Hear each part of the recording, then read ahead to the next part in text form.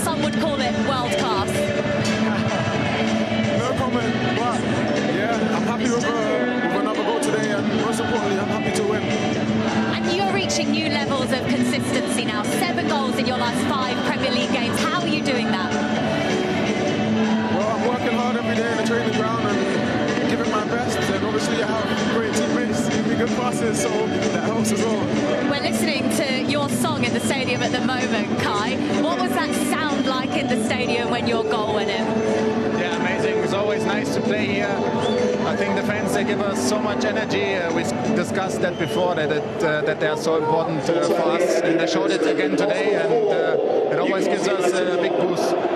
You guys have been scoring so many goals lately. What has that been down to? I think we've been working hard on the training pitch, like I said, and we have a lot of quality going forward, and I feel like it's just starting to click now. We're playing with a lot of confidence, and the chemistry is building as well, so we just need to continue like this.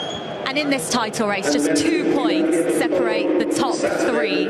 Was it important that you put in a performance like this tonight, just to remind the fans here that you can do something special this season? Yes, it was very, very important. What do you think? Yeah, it's crucial to win games, especially when both of the teams, they won before, so you have to put pressure on them, and that's what we do. Well done tonight, guys. Congrats. Thank you.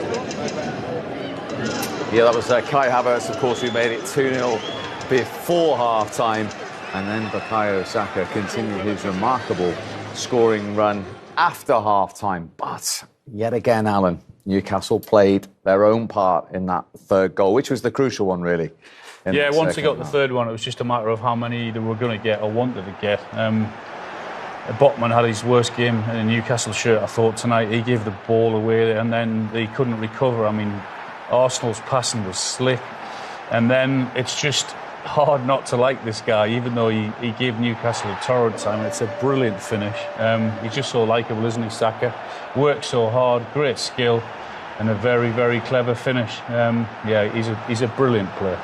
Honestly, I like the way he pushes it enough out of his feet so that the defender thinks he's going to cross it with his right foot, and then when he checks back in onto that left foot of his, it's just about hitting that far net. Takes a little bit of a deflection, but I think it was going in anyway, to be honest with you. But he played really well today. Yep, he is 7 in 5 now, and it's his best ever goal-scoring season, even though we're only in February. 1 more than all of last season. He's up to 16 in all competitions. He scored for the 5th successive Premier League game, the first Englishman to do that for Arsenal since... Was my dad? Of course. Why do we have to bring him into it? Wouldn't be a show without mentioning him when Arsenal win 4-1. Been sending me messages galore. Yeah. About him. Even I've had one and I've got nothing to do with it. Right, disappointment for Newcastle again. The fourth goal. 2 set pieces they've conceded tonight. Yeah, very disappointing. But they never look like they're marking or attached to anybody. And the same thing here again. And Al noticed before that Trippier just lets his man clean go, doesn't he? Yeah, he's not even tight, you know. Murphy's body position's all wrong. You've got to be on the half turn. Look at the way Vio just runs off Trippier. I mean, every other team, they'll get tight and grab hold of you and not let you go. And Trippier just lets him run off him. He's not within 2 yards of him. Then he gets a header because Murphy's shape is all wrong at the near post because he can't have a look around. He doesn't know who's coming into that near post. So that sort of typified what Newcastle were tonight. Pretty hopeless, really. Yeah, 19 goals now from set pieces, Arsenal. I mean, whatever they're doing is working. That's a huge part of their armoury. It's a massive achievement. I think that there's so many moving parts to reaching those 19 goals. I think, first of all, the ball has to be correct. And then all the runs within the boxes, whether there's blocks going on. And then the third part really is the desire of the players to get on the end of the ball. And after that, it's just about making clean contact, which they seem to be doing very regularly this season. Huge game for Newcastle on Tuesday in the FA Cup for a place in the quarter-finals. One positive tonight, the goal coming from Joe Willock against his former club for the first time, and another body back. Yeah, that was good. That was good to see him get a run out, and it'll do his confidence the world of good, because when you've been out for that amount of time, you're always thinking, am I going to be as good as I was beforehand? So the goal going forward for him, confidence-wise, will be huge for him. He looked fine when he came on, and the game was gone then, so it was just a matter of him getting some minutes into him to try and make Newcastle better from Tuesday onwards for the rest of the season. Hopefully he can stay fit for that. And it was a good... it was one of the rare occasions that they did all right in the second half. They worked it quite well. Big Dan Burn comes on and he hangs it up in there. And Willock, as we've seen him so many times, in that Newcastle shirt, arriving at the right time. There's Big Dan coming now, and then Willock's thinking, okay, I can get into the box. And he gets on the end of it. So, for his confidence, that'll be fantastic. Yeah, that was a rare, bright moment for Newcastle. Joe Willock back at the Emirates, where, of course, he used to play for Arsenal with his first goal against his former club. But all round, that was a very difficult night for Newcastle United, and indeed their manager. Here he is, Eddie Howe. A difficult defeat for you and your team to take. What just wasn't working for you tonight? Well, in that first half, we weren't ourselves. Disappointing performance. For the second half, we were actually much better until the third goal, which knocked us. But in that first half, Arsenal were very good. We weren't, and we got punished. As you say, first half was really difficult. It's the first time Newcastle have failed to have a shot in the first half of a Premier League game in 10 years. Why were Arsenal able to be so dominant? Yeah, as I said, we were off. We were off in most aspects of our game. We didn't do the basics right. Arsenal put us under pressure. We kept making technical mistakes, and it was a very difficult period. Sometimes away from home, you have those spells in the game, and you have to weather, the storm. As the away team, unfortunately, we didn't do that, and we conceded some bad goals. Was the most frustrating part about the timing of Arsenal's second half goals, that they came just after you made your substitutions, trying to change something around? Yeah, I think we started the second half really well, and we had a couple of chances to get that third goal, which would have been crucial in the game. Unfortunately, we didn't take it, and we made some bad mistakes, I think, for the second half goals, which, as I say, in amongst a much better performance from us. Why were there uncharacteristic bad mistakes today? What was that down to? Well, I need to see it again before I make too many rash statements, but we weren't where we needed to be in most levels in that first half, whether that's psychological, technical, we just weren't there. In a game where there were few positives to take for you then, Eddie, is one of them Joe Willock's return and him scoring a great goal? Yeah, definitely. It was good play from Dan on the overlap and a good cross, and Joe's done really well to score from a really difficult angle. But that's what we've missed from him. He's got the athletic capabilities to get in the box continually, and covered a lot of ground when he came on. I was really pleased with how he looked. And what's the most important thing for you to take away from a defeat like this as the manager? Well, I think you have to learn. You have to learn from every performance, whether it's good or bad. Today we'll learn a lot, I think. We'll reflect and analyse, and then look forward to Blackburn, which comes around very quickly for us. Thanks, Eddie. Thank you. Thank you. Cheers. Well, he's talking about learning, Alan. What will he learn from tonight specifically, do you think? He'll learn that you can't go into a game, because it looked to me as if, and this is not a criticism of him, but they looked as if they were underprepared. They were not prepared for what Arsenal were going to throw at them in terms of their intensity, in terms of how they were going to press them and close them down. And it looked as if they were baffled by that and couldn't handle it. They just couldn't get out of their own half in that first half. And as I said, there hasn't been many times where I've used the language or the words that I've used tonight in terms of hopeless, shambolic, whatever you want to say. That first half it just wasn't acceptable, and you can't have too many of those performances.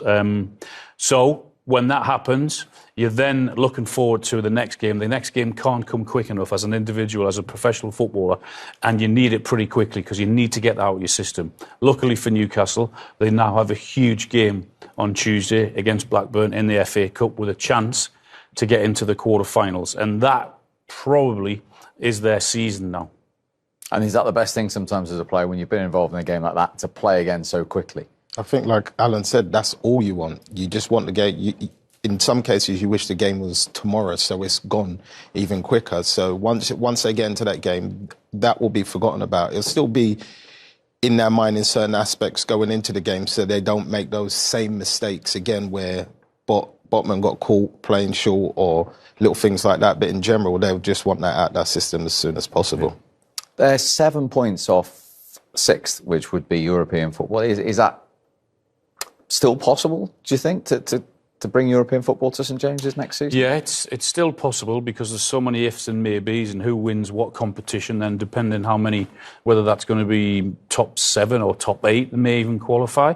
So yeah, European football is still a possibility. I don't think Champions League football will be a possibility, even if 5th place were to guarantee that. I think that's past them. But in terms of playing for maybe 6th, 7th or 8th, I still think that's achievable.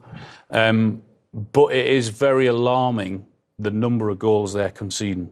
And when you look at the past 5 or 6 games, I mean, Bournemouth, Luton, all of those games, they're just too easy to get through. Everything good about Newcastle last season was being tough, being hard to beat, defensively sound. And certainly for the last 2 or 3 months, they haven't been anywhere near that. And I know they've had injuries, but the numbers particularly with the goalkeeper. The numbers, 33 all last season. Yeah. That's 45 already. Far too many. Now this season. You can't expect to win games having to score 3, 4 and 5. Newcastle's success last season was built on being mean and being tough and being hard to play against. Whereas for a lot of this season, it's been really poor defensively. Now, there are mitigating circumstances because of the injuries to goalkeeper, to centre-halves, or even to Joe Linton, to forwards. But they're now starting, it looks like, to get players back. And the sooner they get back to being mean and hard to play against and having that bit of nastiness in their game, which they had last season, then the better it will be for Newcastle. But I just look at them now and think, straight through the middle. The midfield, they look very light. Midfield, too easy to play against. And the back four put under huge pressure. When they are under pressure, they look, certainly tonight in recent games, there's no way out. The ball's coming straight back at them. So there's no, it's been relentless for the back four and the goalkeeper. And yeah, they're just too easy to play against at the minute. OK, difficult night for Newcastle, another memorable one for Arsenal. Kel, you must be delighted with that. What did you like most about the performance? Everything, the way we started, the aggression and the positivity that we showed in our play from the beginning. We started to generate chances to go more. We scored a goal, we won the second one, we went for the third, fourth one.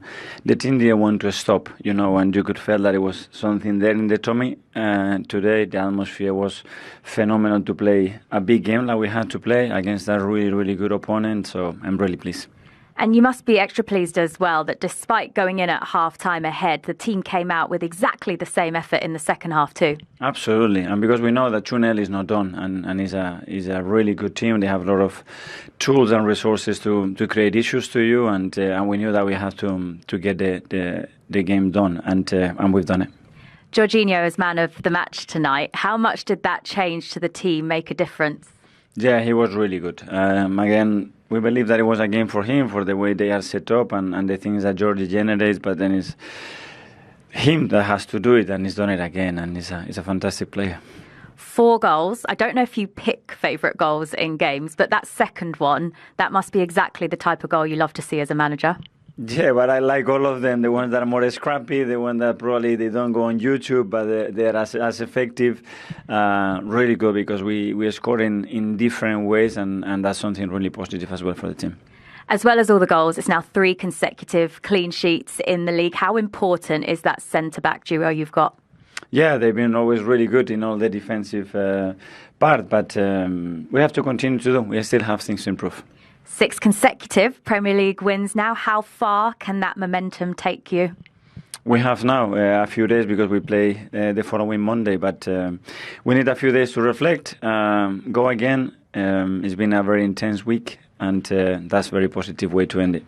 Well done. Thank you. Thank you, Mikel. You can understand his satisfaction. Just looking at the list of results they've had there, the goals they've scored and against the team, and without this centre forward that most pundits were saying might hamper them. I mean, the way they're sharing the goals around must be a huge positive. Yeah, absolutely. Yeah, they're scoring from so many different players, different positions, set pieces as we've mentioned, playing some really neat and tidy football. And in front of goal at the minute, they're flying. I mean, when you look at the last few results, I mean, there's 6s, 4s, 4 again tonight. And they're looking really comfortable and impressive in every position. And That's what they have to do. That's what they have to continue to do. Will they miss that key guy in the tight games that might just get that scrappy goal from half a yard out, the poacher's goal?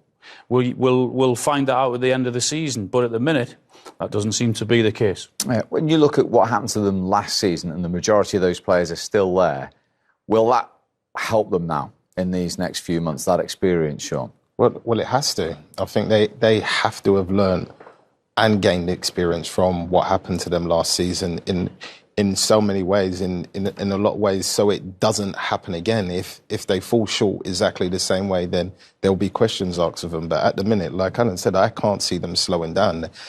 Every chance they seem to get that goals on target at the minute seems to be going in the back of the net. However they do it, it's working. The set pieces, like Alan said, scrappy goals, deflections, and beautiful football goals as well. So everything's working for them at the minute, and they're lovely and enjoyable to watch as well. So it's all perfect at the minute for Arsenal. And like you said at the start, they've seen Liverpool win this week, they've seen City win today, but again, they've responded. Yeah, that's what you have to do. I mean, we're going to say that so many times in between now and the end of the season. Well, Man City have seen Arsenal, Liverpool win now. They've got to go and do it. Or Liverpool. Or like it was today, we saw City do it earlier. We saw Liverpool do it in midweek. What's Arsenal's response? They've responded in the perfect manner. They've scored 4 very good goals. They've played some great football. They've played Newcastle off the park and battered them in every single position. They'll want their next game again. They would have wanted it straight away because their belief and their confidence. They've got this feeling in the stadium where it's a really good atmosphere. So it's good times at Arsenal at the minute. And as a neutral, and I know you're not, we've got a 3-horse race, and this is going to be fascinating over the next 12 games. Well, I was a Newcastle fan today. I was with Alan, so I'm in a badder mood as him. But yeah, like 3 horse, it's what we want in the Premier League. It's perfect. What a day. Not a good one for Manchester United. They were beaten at home. Pep responded, and so too did Arsenal. And we have one hell of a title race on our hands from the 3 of us. We'll see you soon. Thoughts on the Arsenal versus Newcastle United match? Arsenal came out blazing early in the first half as they did in the last few matches. They pressed the ball with intensity, not letting Newcastle settle. The visitors' plays very passive, very rarely pressed Arsenal, and the home team have plenty of space to play. Arsenal has their first goal in the 18th minute from a corner kick when Gabriel headed the ball to Newcastle, who parried it away only to ricochet, hitting defender Botman and went in, goal line technology confirming that it crossed the line. Their second goal came in the 24th minute. Jorginho passes beyond the defence line for Martinelli to cut back from the right side of Newcastle goal, which was met by Havertz, who taps in with rooms to spare. Newcastle were lucky to keep the deficit to 2 till half-time, as Arsenal had waves of chances to add goals. Second half, Newcastle upped the game a bit, but Arsenal were relentless. Saka scored a beautiful goal, feigning to drive to the byline, cutting back and shooting with his left for 3-0. They went 4-0 on yet another set piece, when Rice's corner kick was headed in by Kiwior. In the 84th minute, Joe Willock scored a goal for visitors for a 4-1 scoreline. All in all, Arsenal were deserved winners. They could have got even more goals. Newcastle were basically outplayed. This match makes it 6 straight Premier League wins on the bounce.